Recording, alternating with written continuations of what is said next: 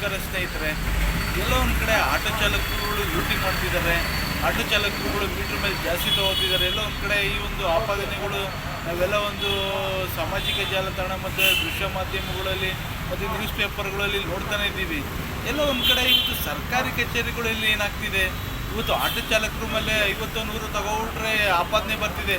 ಏನೋ ಅವರು ಹೊಟ್ಟೆಪಾಡಿಗೂ ಏನೋ ಮಾಡ್ಕೋತಾರೆ, ಮತ್ತು ಹಾಗೆಯೇ ಈ ಲಂಚಗಳು ಸಾವಿರಾರು ರೂಪಾಯಿಗಳು ಕೊಡ್ತಾರೆ. ಇವತ್ತು ಸರ್ಕಾರಿ ಕಚೇರಿಗಳಿಗೆ ಹೋದರೆ, ಒಂದು ತಾಲೂಕು ಆಫೀಸ್ಗೆ ಹೋದರೆ, ಒಂದು ಪಂಚಾಯತಿ ಭವನಕ್ಕೆ ಹೋದರೆ, ಒಂದು DC ಕಚೇರಿಗಳಿಗೆ ಹೋದರೆ, ಒಂದು AC ಕಚೇರಿಗಳಿಗೆ ಹೋದರೆ, ಒಂದು ಕೋರ್ಟ್ ಕೊಡಿದ್ರೆ ಏನು ಏನು ಏನು ಲಂಚ ಲಂಚ ಲಂಚ. ಇವತ್ತು ಒಂದು ಇವತ್ತು ಎಲ್ಲ ಕಡೆನೂ ಲಂಚ ಆಗಿದೆ. ಲಂಚ ಇಲ್ಲದೆ ಯಾವುದೇ ಒಂದು ಡೆತ್ ಸರ್ಟಿಫಿಕೇಟ್ ಮಾಡಿಸ್ಬೇಕು ಅಂತ ಹೇಳಿದ್ರೆ ಸಾವಿರಾರು ರೂಪಾಯಿ ಕೊಡಬೇಕು.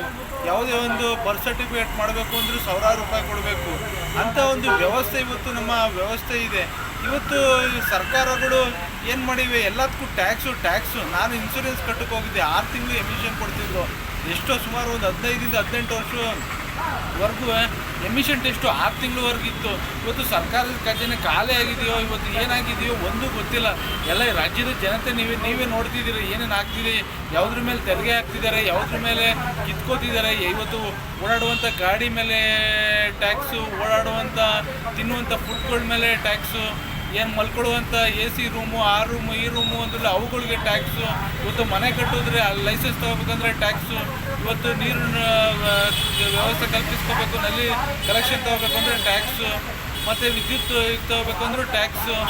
ಏನು ಎಲ್ಲಿ ಇವತ್ತು ಯಾವ ಒಂದು ರಿಸರ್ಚ್ ಮಾಡಬೇಕು ಅಂತ ಹೇಳಿದ್ರೆ, ಇವತ್ತು ಶೌಚಾಲಯಕ್ಕೆ ಹೋದ್ರು, ಒಂದು ಪುರುಷ ಒಂದು ಸ್ತ್ರೀ ಯಾರಿಗಾದರೂ ಇವತ್ತು ದುಡ್ಡು 10 ರೂಪಾಯಿಂದ 20 ರೂಪಾಯಿ ತಗೋತಾರೆ. ಎಲ್ಲದಕ್ಕೂ ಇವತ್ತು ದುಡ್ಡು. ಇವತ್ತಿನ ಒಂದು ವ್ಯವಸ್ಥೆ ಏನಾಗಿದೆ, ಎಲ್ಲಿ ಭ್ರಷ್ಟಾಚಾರ ಆಗ್ತಿದೆ. ಇವತ್ತು ಆಟೋದವ್ರ ಮೇಲೆ ಆಪಾದನೆ ಇದೆ. ಇವತ್ತು 100 ರೂಪಾಯಿ ತಗೋತಾನೆ, 200 ರೂಪಾಯಿ ಕೇಳ್ತಾನೆ, ಮೀಟ್ರ್ ಮೇಲೆ ಜಾಸ್ತಿ ಕೇಳ್ತಾನೆ ಅಂದರೆ. ಆದರೆ ಇವತ್ತು ಸರ್ಕಾರದ ಕಚೇರಿಗಳಲ್ಲಿ ಏನು ಇವ್ರು ಲಂಚಗಳು 150 ತಗೊಳ್ಳಲ್ಲ, ಸಾವಿರಾರು ರೂಪಾಯಿ ಕೊಡಬೇಕು. ನಾವೇ ಒಂದು ಏನು ಜಮೀನನ್ನು ನಮ್ಮ ಹೆಸರಿಗೆ ನಾವೇ ಮಾಡ್ಕೋಬೇಕು ಅಂದರೆ ಒಂದು 60,000 1 ಲಕ್ಷವರೆಗೂ ಕೊಡಬೇಕು. ಇವತ್ತು ಅಷ್ಟು ಹಗರಣಗಳು, ಅಷ್ಟು ಒಂದು ಭ್ರಷ್ಟಾಚಾರ, ಅಷ್ಟು ಒಂದು ಲಂಚಾವತಾರ ಇವತ್ತು ಆಫೀಸ್ಗಳಲ್ಲಿ, ಇವತ್ತು ತಾಲೂಕು ಕಚೇರಿಗಳಲ್ಲಿ ಆಗ್ತಿದೆ. ಇವತ್ತು ಒಂದು ಪಾಣಿ ತೊಗೋಬೇಕು ಅಂದರೆ ಎಷ್ಟು ರೂಪಾಯಿ ಆಗಿದೆ, 10 ರೂಪಾಯಿ ಇದ್ದದ್ದು ಇವತ್ತು 100 ರೂಪಾಯಿ ಆಗಿದೆ. ಒಂದು ಪ್ಯಾನ್ ಕಾರ್ಡ್ ಮಾಡಿಸ್ತೀವಿ, ಒಂದು ಆಧಾರ್ ಕಾರ್ಡ್ ಮಾಡಿಸ್ತೀವಿ, ಒಂದು ಏನೇ ಮಾಡಿಸ್ತೀವಿ ಅಂದರೆ ಎಷ್ಟು ರೂಪಾಯಿ ಇದೆ, 100 ರೂಪಾಯಿ ಆಗಿದೆ. ಎಲ್ಲಿ ತರಬೇಕು, ಜನಸಾಮಾನ್ಯರು ಎಲ್ಲಿ ಹೋಗಬೇಕು, ವ್ಯವಸ್ಥೆ ಎಲ್ಲಿ ದಾರಿ ತಪ್ಪಿದೆ. ಇವತ್ತು ಆಟೋ ಚಾಲಕರ ಬಗ್ಗೆ ಇವತ್ತು ಹೇಳುವಂಥ ಒಂದು ವ್ಯವಸ್ಥೆ ಇವತ್ತು ಸರ್ಕಾರ ಕಡಿವಾಣ ಹಾಕುವಂಥದ್ದು. ಇವತ್ತು ಯಾಕೆ ಈ ಒಂದು ಕಚೇರಿಗಳಿಗೆ, ಸರ್ಕಾರಿ ಕಚೇರಿಗಳಿಗೆ ಯಾಕೆ ಕಡಿವಾಣ ಆಗ್ತಾ ಇಲ್ಲ? ಇವತ್ತು ಎಲ್ಲದಕ್ಕೂ ಟ್ಯಾಕ್ಸ್ಗಳನ್ನ ಏರಿ ಒಂದು ಕಡೆ ಆದರೆ ಒಂದು ಕಡೆ ಲಂಚಾವತಾರ.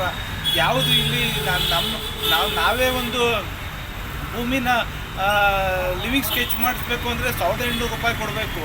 ಮತ್ತು ಹಾಗೆಯೇ ಅವನು ಅದನ್ನ ಅಳತೆ ಮಾಡಿ ಹೋಗ್ಬೇಕು ಅಂತಲೇ ಅವ್ನಿಗೆ 2,000 ರೂಪಾಯಿ ಕೊಡಬೇಕು. ಮತ್ತು ಹಾಗೆಯೇ ಅದನ್ನ ಸ್ಕೆಚ್ ಕಾಪಿ ತೊಗೋಬೇಕಂದ್ರೆ 200-300 ರೂಪಾಯಿ ಕೊಡಬೇಕು. ಅದನ್ನ ರಿಜಿಸ್ಟ್ರ್ ಮಾಡ್ತೀವಿ ಅಂದರೆ ಸರ್ಕಾರಿ ಫೀಸು, ಆ ಫೀಸು, ಪ್ರೈವೇಟ್ ಫೀಸು, ಮತ್ತು ಏನೋ ಒಂದು ರಿಜಿಸ್ಟ್ರ್ ಫೀಸು ಎಲ್ಲ ಸೇರಿ ಈ 30-35 ಸಾವಿರ ರೂಪಾಯಿ ರಿಜಿಸ್ಟ್ರ್ ಕೊಡಬೇಕು. 5 ಕುಂಟೆಗೆ 35,000 ರೂಪಾಯಿ ರಿಜಿಸ್ಟ್ರೇಷನ್ ಕೊಡ್ತೀವಿ ಅಂದರೆ ಅದು ನಮ್ಮ ಭೂಮಿ ಲೀಗಲ್ ಆಗಿದ್ದು ಎಲ್ಲವೂ ಇದ್ರೂ ಸಹ ಇವತ್ತು ಅಷ್ಟೊಂದು ದುಬಾರಿ ಆಗಿದೆ ಅಂದರೆ ಏನರ್ಥ? ಇವತ್ತು ಒಂದು ರಿಜಿಸ್ಟ್ರ್ ಮಾಡ್ತೀವಿ 5 ಕುಂಟೆ ಅಂದರೆ ಇವತ್ತು ಖರ್ಚೆಲ್ಲ ಒಂದು 50,000 ರೂಪಾಯಿ ಬೇಕು. ಅದು ನಮ್ಮದೇ ಪ್ರಾಪರ್ಟಿ ಆಗಿ ಲೀಗಲಾಗಿ ನಮ್ಮ ಹೆಸರಲ್ಲೇ ಇದ್ದು ಅದನ್ನ ನಮ್ಮ ಹೆಸರಿಗೆ ಮಾಡ್ಕೋಬೇಕು, ಅದನ್ನ ವರ್ಗಾವಣೆ ಮಾಡಬೇಕು, ನಮ್ಮ ಹೆಸರಿಗೂ ಮಾಡ್ಕೋಬೇಕು ಅಂತ ಹೇಳಿದ್ರೆ 50,000 ರೂಪಾಯಿ ಬೇಕು. ಇವತ್ತು ಜನಸಾಮಾನ್ಯರು ಎಲ್ಲಿ ಹೋಗ್ತಾರೆ? ಇವತ್ತು ಜನಸಾಮಾನ್ಯರು ಇವತ್ತು ಕೂಲಿ ಮಾಡುವಂಥ ಕಾರ್ಮಿಕರು, ಇವತ್ತು ಜನಗಳಿಗೆ ಇವತ್ತು ಯಾವುದೂ ಅರ್ಥ ಆಗ್ತಾ ಇಲ್ಲ. ಇವತ್ತು ಕೂಲಿ ಮಾಡ್ತಾರೆ, ನಾಲಿ ಮಾಡ್ತಾರೆ, ಅವ್ರ ಮೇಲೂ ಇವತ್ತು ದುಬಾರಿಗಳ ಟ್ಯಾಕ್ಸ್ಗಳು.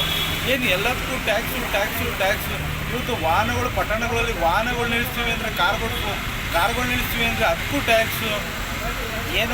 ಓಡಾಡೋದು ಕಸ ಹಾಕ್ತೀವಿ ಅಂದರೆ ಅದಕ್ಕೂ ಟ್ಯಾಕ್ಸು. ಎಲ್ಲದಕ್ಕೂ ಟ್ಯಾಕ್ಸು. ಇವತ್ತು ನಮ್ಮ ದುಡ್ಡೇ ಬ್ಯಾಂಕಲ್ಲಿ ಇಡ್ತೀವಿ ಅಂದರೆ ಅದಕ್ಕೂ ಟ್ಯಾಕ್ಸು. ಏನಾಗ್ತಿದೆ ಇವತ್ತು ವ್ಯವಸ್ಥೆ? ಒಂದು ಕಡೆ ಭ್ರಷ್ಟಾಚಾರ ಆದರೆ, ಒಂದು ಕಡೆ ಟ್ಯಾಕ್ಸ್ಗಳ ಮೇಲೆ ಇವತ್ತು ಜನಸಾಮಾನ್ಯರು ಇವತ್ತು ಏನಾಗ್ತಿದ್ದಾರೆ ಆ ದೇವರೇ ಬಲ್ಲ.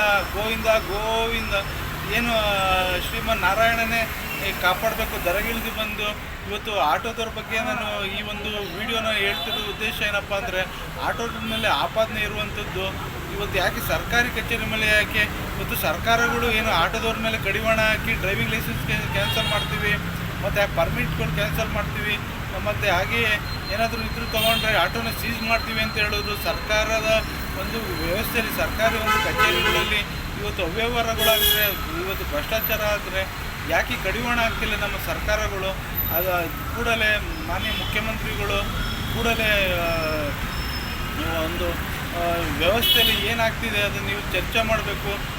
ಸಾಮಾಜಿಕವಾಗಿ ಮತ್ತು ಜವಾಬ್ದಾರಿಯುತವಾಗಿ ಇಡೀ ರಾಜ್ಯದ ಜನತೆಗೆ ನೀವು ಆನ್ಸರ್ ಮಾಡಬೇಕು. ಸರ್ಕಾರಿ ಕಚೇರಿಗಳಲ್ಲಿ ಏನಾಗ್ತಿದೆ ಅಂತ ಹೇಳಿ ಇವತ್ತು ಆಟೋ ಚಾಲಕರ ಮೇಲೆ ಯಾವ ರೀತಿ ನೀವು ಕಾನೂನು ಹೇಳ್ತಿದ್ದೀರಾ, ಸರ್ಕಾರಿಗಳ ಒಂದು ಕಚೇರಿಗಳಲ್ಲಿ ಅಧಿಕಾರಿಗಳು ಕಾನೂನು ಬೇಕು, ಭ್ರಷ್ಟಾಚಾರ ನಿಲ್ಲಬೇಕು ಅಂತೇಳಿ ನಾನು ವೀಡಿಯೋನ ಮುಗಿಸಿದ್ದೀನಿ. ಈ ವಿಡಿಯೋ ನೋಡ್ತಿರುವಂಥವ್ರು ಶೇರ್ ಮಾಡಿ ಮತ್ತು ಕಾಮೆಂಟ್ ಮಾಡಿ, ನಿಮ್ಮ ಅಭಿಪ್ರಾಯವನ್ನು ತಿಳಿಸಿ. ಜೈ ಹಿಂದ್, ಜೈ ಕರ್ನಾಟಕ, ಮತ್ತು ಒಂದೇ ಮಾತು.